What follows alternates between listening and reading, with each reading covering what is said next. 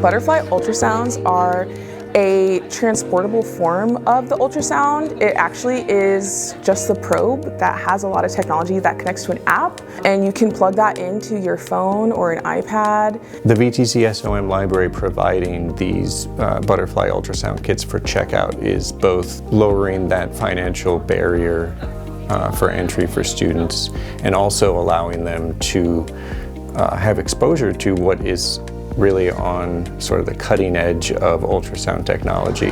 See, right there, gone. I know myself and a lot of my classmates, we love to be able to check it out of the library, and we can take it home to study and practice our ultrasound skills there without having to come to school or try to figure out how to lug around these big bulky machines. That flexibility is really great, and it just deepens your learning, and you get to be kind of more experimental with it. The library is the right home for the butterfly ultrasounds, for other pieces of emerging technology, for any number of student resources here on the VTCSOM campus. We're well situated to have the VTCSOM Library be part of the larger university library structure. This does not exist at a lot of institutions, and so it's something that draws people into our school specifically.